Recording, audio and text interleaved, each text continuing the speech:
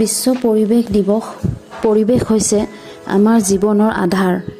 মানুহ, পক্ষী, গছ-গছনি, নদ-নদী, পাহাৰ-পৰ্বত আদি সকলো মিলিয়েই পৰিৱেশ গঠন কৰে। সুস্থ আৰু সেউজীয়া পৰিৱেশ অবিহনে জীৱনৰ অস্তিত্ব কল্পনা কৰিব নোৱাৰি। প্ৰতি বছৰে 5 জুন তাৰিখে সমগ্ৰ বিশ্বতে পৰিৱেশ দিৱস পালন কৰা হয়।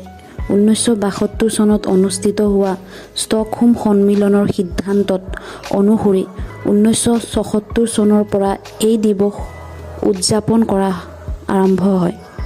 এই দিৱসৰ মূল উদ্দেশ্য হৈছে পৰিৱেশ সংৰক্ষণৰ প্ৰতি জনসাধাৰণৰ মাজত সজাগতা বৃদ্ধি কৰা। বৰ্তমান সময়ত বন ধ্বংস, বায়ু আৰু জল প্ৰদূষণ, প্লাষ্টিকৰ অত্যাধিক ব্যৱহাৰ আৰু গোলকীয় উষ্ণায়নৰ দৰে সমস্যাই পৰিৱেশৰ ওপৰত বিৰূপ প্ৰভাৱ পেলাইছে। এই সমস্যাসমূহ মানুহৰ স্বাস্থ্য আৰু প্ৰাকৃতিক ভাৰসাম্য দুয়োটাকে ক্ষতিগ্ৰস্ত কৰিছে। পৰিৱেশ সংৰক্ষণৰ বাবে আমি অধিক গছ ৰোপণ কৰিব লাগে, প্লাষ্টিক ব্যৱহাৰ কমাব লাগে, পানী আৰু বিদ্যুৎৰ অপচয় বন্ধ কৰিব লাগে আৰু চৌপাশ পৰিষ্কাৰ ৰাখিব লাগে।